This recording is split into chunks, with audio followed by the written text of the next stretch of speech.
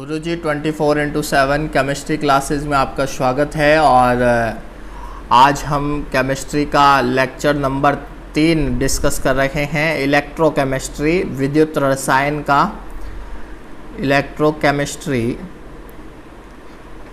विद्युत रसायन का L03 यानी कि लेक्चर नंबर 3 डिस्कस कर रहे हैं। हमने लास्ट क्लासेज के अंदर आप लोगों को the factor affecting electrolyte conductance के बारे में बताया था। विद्युत अपघट्यों के चालकत्व पर प्रभाव डालने वाले कारकों के बारे में हमने डिस्कशन किया था। आज हम जो बात कर रहे हैं उसके अंदर आप लोग हेडिंग लगाएंगे अनंत तनुता पर विद्युत अपघट्य की मोलर चालकता का निर्धारण। तो हेडिंग लगा रहे हैं अनंत तनुता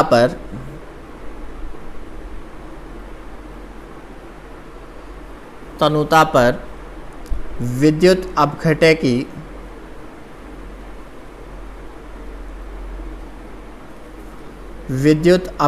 की मोलर चालकता का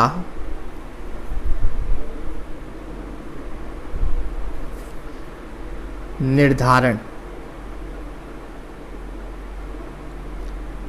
आप सभी इस बात को बहुत अच्छे से जानते हैं और ये जो निर्धारण है वो हम लोग बात करेंगे डिबाई-हक्कल-आस्कर इक्वेशन से।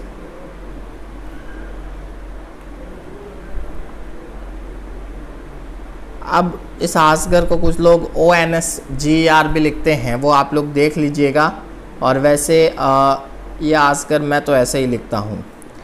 अकॉर्डिंग टू समीकरण के अनुसार, अकॉर्डिंग टू डिबाई-हक्कल-आस्कर इक्वेशन, आप सभी को पता होना चाहिए कि डिबाई-हक्कल ने एक समीकरण दी थी जिसे हम लोग del M C is equal to del M अनंत माइनस बी रूट सी कहते हैं। आपको पता है कि डेल एम सी यहाँ पर क्या है, सी सांद्रता पर मोलर चालकता है। क्लियर है? सी सांद्रता पर मोलर चालकता है और डेल एम अनंत जो है वो अनंत तनुता पर मोलर चालकता है। क्लियर है? तनुता पर मोलर चालकता होती है। बात समझ में आ रही है अच्छे से? कोई दिक्कत है किसी को? सी यहाँ पर क्या है? सी यहाँ पर कंसंट्रेशन है, सांद्रता है, सबको पता है।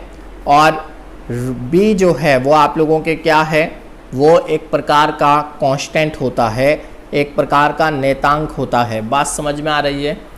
आप सभी इस बात को जानते हैं। इसके अंदर एक ग्राफ और पढ़ते हैं, हम उस ग्राफ के बारे में ज़्यादा डिस्कशन नहीं करेंगे क्योंकि 12th क्लास हो या फिर नीट का एग्ज़ाम हो उसके अंदर इतना गहराई से बच्चों को केमिस्ट्री के बारे में नहीं पूछते हैं। हाँ, इसके बारे में जो क्वेश्चंस होते हैं वो मैं आपको करवा दूंगा। फिर भी आप एक लाइन लिख लीजिए, यदि हम लोग del M C and roots आप लोगों के जो है रूट सी के मध्य अगर आप लोग ग्राफ खींच रहे हैं प्रबल विद्युत अपघट्य के लिए, तो वो आप लोगों के स्ट्रॉन्ग इलेक्ट्रोलाइट के लिए वो आप लोगों के क्या प्राप्त हो जाएगा, सीधी रेखा प्राप्त हो जाएगा। इलेक्ट्रोलाइट के लिए वह सीधी रेखा प्राप्त हो जाएगा।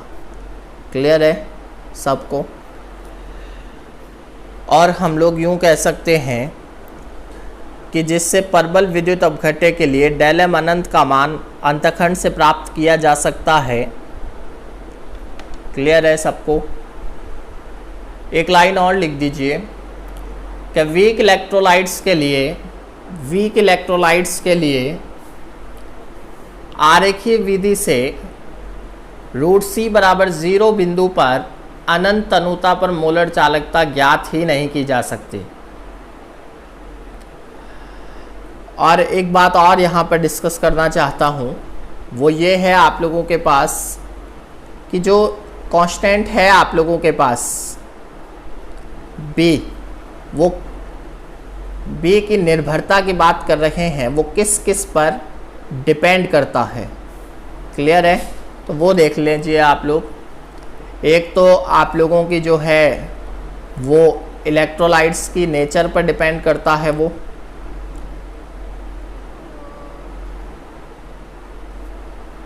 एक आप लोगों के जो है वो टेम्परेचर पर डिपेंड करता है, विस्कोसिटी पर डिपेंड करता है, और एक जो है वो इलेक्ट्रोलाइट्स के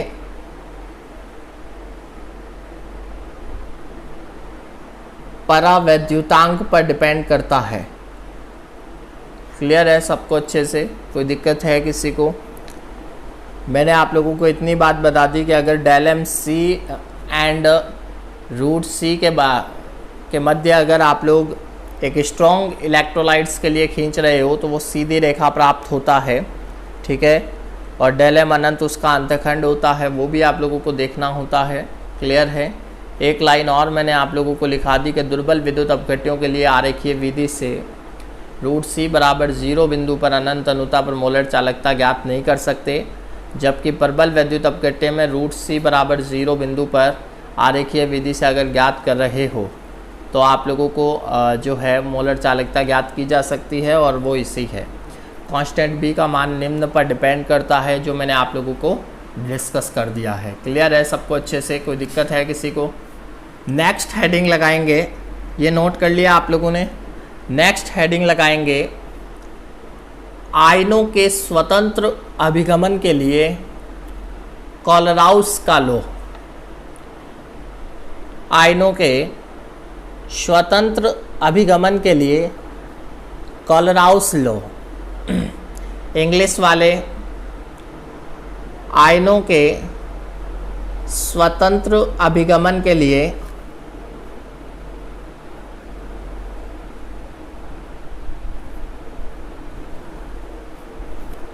कोलराउस लॉ।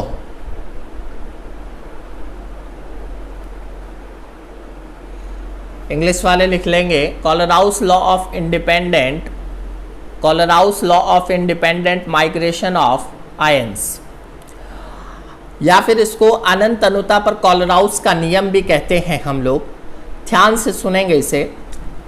जब हम अनंत अनुता पर विद्युत अपघट्य का पूर्णतया वियोजन होता है, जो प्रबल विद्युत अपघट्य का पूर्णतया वियोजन होता है, तब प्रत्येक आयन की जो तुल्यांकी चालकता है उसका भी एक निश्चित योगदान होता है। आप लोगों को मैं ऐसे समझा सकता हूँ कि एक आयन का अगर आप लोगों के पूर्णतया वियोजन हो रहा है तो हम यूँ कह सकते हैं कि उसके अंदर कैटायन का भी योगदान है और उसके अंदर एनायन का भी योगदान है। बात समझ में आ रही है अच्छे से? तो हम यूँ कह सकते हैं कि किसी आयन की अनंत अनुता पर या फिर एक विद्युत अपघट्य की अनंत अनुता पर तुल्यांकी चालकता उसके धनायन की अनंत अनुता पर उसके धनायन की तुल्यांकी चालकता और उसके ऋणायन की तुल्यांकी चालकता के बराबर होती है। क्लियर है? साइड में आप लोग लिख सकते हैं लैम्बडा इक्विवेलेंट अनंत जो है वो अनंत अनुता पर तुल्यांकी चालकता है। क्लियर है? चालकता है। और लैम्बडा सी जो है वो कैटायन की है, कैटायन की तुल्यांकी चालकता है अनंत अनुता पर, तो ये मैं लिख रहा हूँ। और एनायन की अनंत अनुता पर लैम्बडा ए जो है वो एनायन की चालकता है। बात समझ में आ रही है अच्छे से? क्लियर है सबको? अगर मैं आप लोगों को एक रिएक्शन दूँ, AX है और BY है, क्लियर है, और इसके अंदर आप लोगों को पता है कि इसके X है, तो X और माइनस आप लोगों के हो जाएगा, सॉरी प्लस, ये कैटायन है, प्लस और आप लोगों के ये जो है वो YB यानी कि और माइनस X हो जाएगा।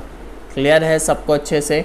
तब हम लोग इसका डेल इक्विवेलेंट जो है वो लिख सकते हैं, कोई दिक्कत नहीं होनी चाहिए। डेल इक्विवेलेंट अनंत is equal to 1/x lambda अनंत, मोलरिटी है ये, तो ये कैटायन की है मोलर चालकता, प्लस 1/y लैम्ब्डा अनंत तनुता पर मोलर चालकता है ये, जो आप लोगों के किसके हो जाएगी, एनायन की हो जाएगी।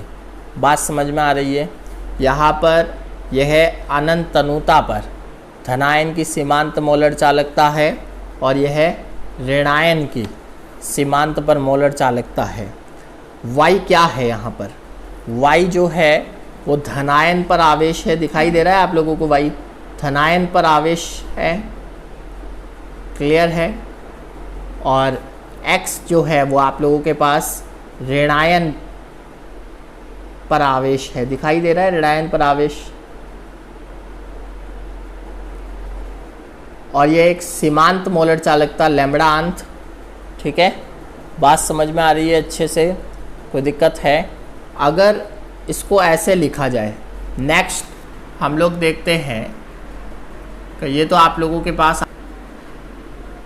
नेक्स्ट हम लोग ये कहते हैं कि अगर आप लोगों को ये पूछे कि अनंत तनुता पर मोलर चालकता, क्लियर है, अनंत तनुता पर मोलर चालकता जो आप लोगों के अनंत तनुता पर ये हो जाएगा। तो अगर अनंत तनुता पर मोलर चालकता लिखनी है तो अब आप लोगों को क्या करना पड़ेगा, यहाँ पर x क्या है, हम लोग लिख सकते हैं अनंत तनुता पर मोलर चालकता बराबर ये जो x है ये क्या है, ये धनायन पर रस समीकरण मिति स्थिरांक है, क्लियर है। ये क्या है, धनायन का रस समीकरण मिति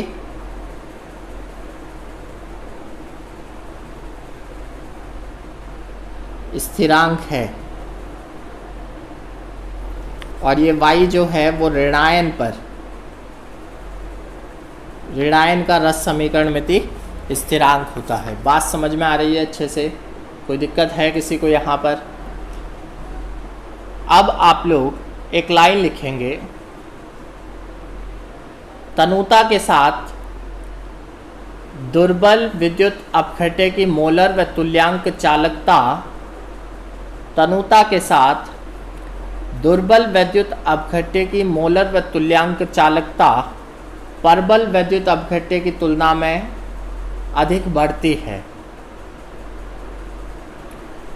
नेक्स्ट लिखेंगे, वह बिंदु जिसके पश्चात तनुता के साथ मोलर चालकता तुल्यांक चालकता नियत हो जाती है वह अनंत तनुता बिंदु कहलाता है, क्लियर है।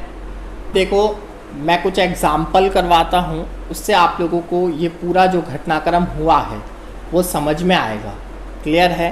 तो एग्जाम्पल नंबर फर्स्ट हम लोग ले रहे हैं कि आप लोगों को लिखना है HCl जो कि H+ और Cl- के बारे में। तो हम लोग इसकी अनंत तनुता पर मोलर चालकता ले रहे हैं जो HCl है, ठीक है। तो सबसे पहले कैटायन की मोलर चालकता, रस समीकरण मिति गुणांक 1 है तो 1 रख दिया यहाँ पर।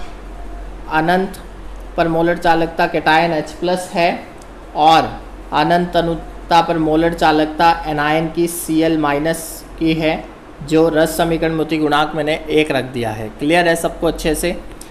सेकंड एग्जाम्पल, नेक्स्ट एग्जाम्पल देखें जल्दी से। अगर अनंत MgCl2 के बारे में बात कर सकते हैं तो फिर हम लोग कह सकते हैं कि यहाँ पर ∆M अनंत जो है, x का मान आप लोगों के पास देख लीजिए। MgCl2 के अंदर देखो, ध्यान से अच्छे से देखें, Mg का मान 1 है तो रस समीकरण मिति गुणांक 1 है, यहाँ पर Mg+2 हो जाएगा। तो हम लोग बात कर रहे थे कि डेल आप लोगों के अनंत तनुता पर मोलर चालकता MgCl2 की लिखनी है, तो अनंत तनुता पर कैटायन Mg+2 है और प्लस आप लोगों के पास यहाँ पर रस समीकरण मिति गुणांक Cl2 का रस समीकरण मिति गुणांक कितना है, 2। अनंत तनुता पर ये Cl- हो जाएगा। बात समझ में आ रही है अच्छे से, लिख सकते हैं। नेक्स्ट आप लोग लिखेंगे, आप लोगों के एक और लिखो कि अगर आप लोगों को तुल्यांकी चालकता लिखनी है MgCl2 की, क्या लिखनी है, तुल्यांकी चालकता लिखनी है, तो तुल्यांकी चालकता आप लोग ऐसे लिख सकते हैं कि Mg+2 हो जाएगा कैटायन की, और इक्विवेलेंट ये आप लोगों के Cl- हो जाएगी। क्लियर है। अगर MgCl2 का तुल्यांकी चालकता लिखनी है मोलर चालकता के फॉर्म में, क्या लिखनी है? तुल्यांकी चालकता लिखनी है मोलर चालकता की फॉर्म में, तब मोलर चालकता अपॉन हम लोग क्या करते थे? तुल्यांकी चालकता बराबर मोलर चालकता अपॉन n फैक्टर। क्लियर है सबको। और वो n फैक्टर आयनों का क्या होता है? जो आप लोगों के पास Mg+2, इसका 2 है n फैक्टर, जो आयनों पर आवेश है वही n फैक्टर होता है, हमेशा ध्यान रखें ये बात। और ये यहाँ पर ये यहाँ पर मोलर चालकता अनंत, ये Cl- का जो बटा 1 हो जाएगा। बात समझ में आ रही है अच्छे से। एक एग्जाम्पल और देखते हैं। एक एग्जाम्पल आप लोग स्वयं करेंगे, मैं घर के लिए दे रहा हूँ इसको। डेलम अनंत Ca3PO4 की होल्ट वाइज 2 दे रहा हूँ आप लोगों को। आप इसकी ये तीनों फॉर्म जो है वो बना लेंगे। क्लियर है। तो आप लोग सॉल्व करें, नेक्स्ट क्लास के अंदर मैं आप लोगों को बता दूंगा, और कोई प्रॉब्लम आए तो आप मुझे पूछ भी सकते हैं। एक और एग्जांपल आप लोगों को दे रहा हूं मैं, जो आप लोग और सॉल्व करें, और ज़्यादा प्रैक्टिस हो जाएगी इससे। ये एग्जांपल है आप लोगों के डेलम अनंत Al2SO4 की होल्ट 3। क्लियर है सबको।